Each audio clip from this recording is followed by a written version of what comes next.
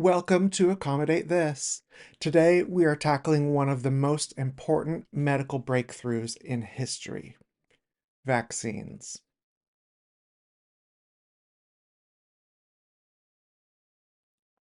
Some people worry about the sheer number of vaccines, citing high figures. They're pumping, it looks like they're pumping into a horse. You have a little child, little fragile child, and you get a vat of 80 different vaccines, I guess, 80 different blends, and they pump it in. The reality is we have successfully developed about 26 vaccines with only 15 required for children in the US, spread out over years.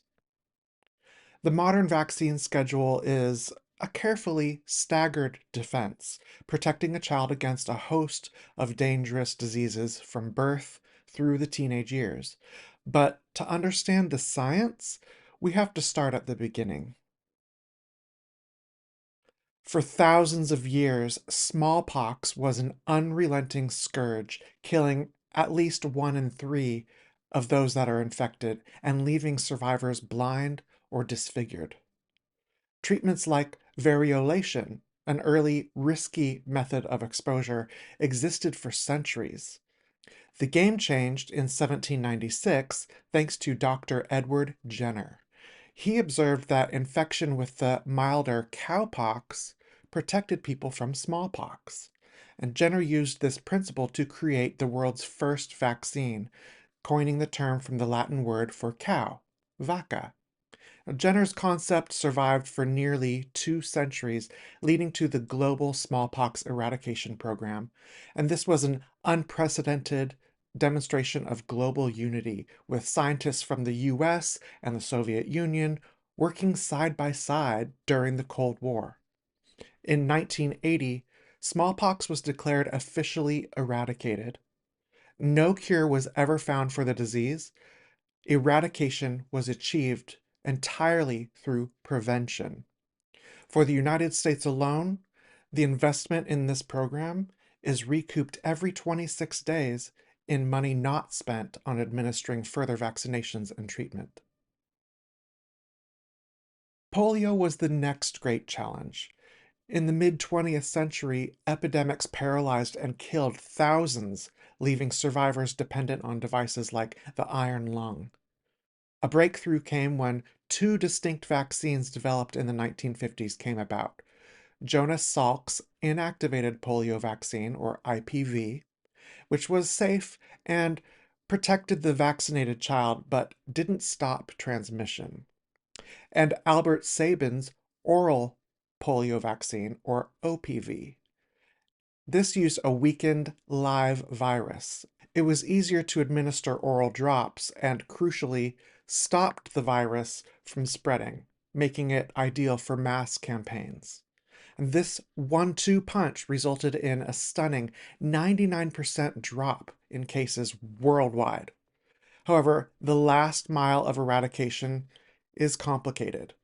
In areas with very low vaccination rates, the live but weakened virus in the OPV can sometimes revert to a harmful form, creating circulating vaccine-derived polioviruses, or CVDPVs.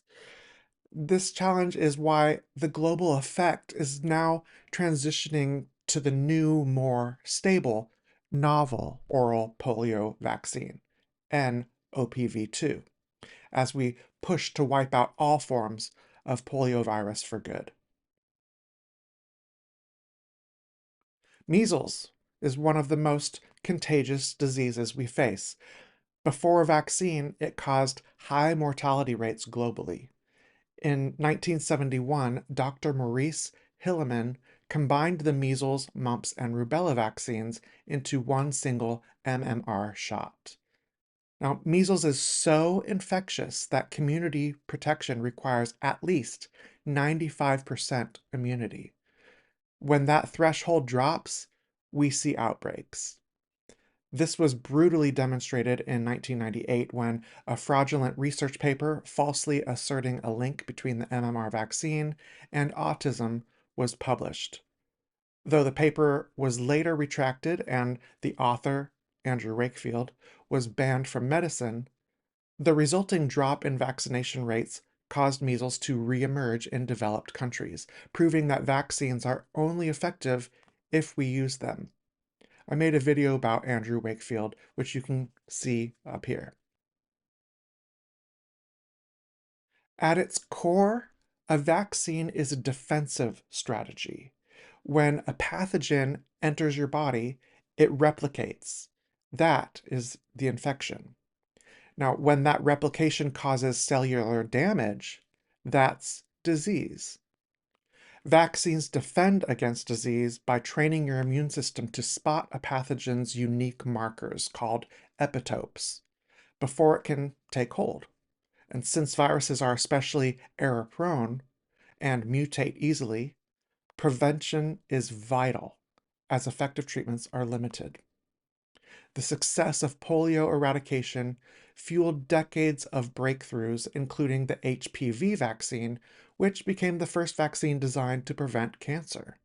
And this paved the way for our modern arsenal of 6 main vaccine technologies. Rather than me reading this off to you, feel free to pause the video at this point to look this over yourself.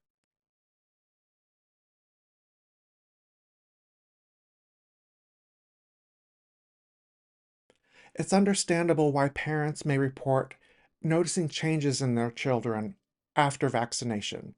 The MMR schedule simply coincides with the critical development period of 15 to 30 months, when autistic regression is most often observed. However, this is merely a correlation, not a cause. Decades of rigorous, peer-reviewed studies have thoroughly debunked any link between vaccines and autism. In fact, if vaccines caused autism, the numbers simply don't add up. With high childhood vaccination rates, the autism rate of roughly 3% of children proves that they'd be incredibly ineffective at doing so.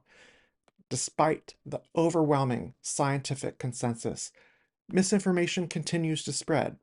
Here are some facts on 2 common fear-driven claims. 1. Mercury.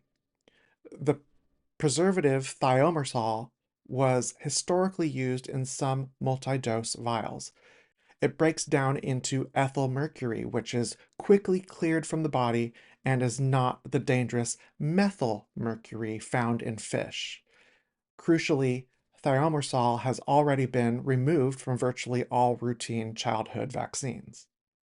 The second is aluminum.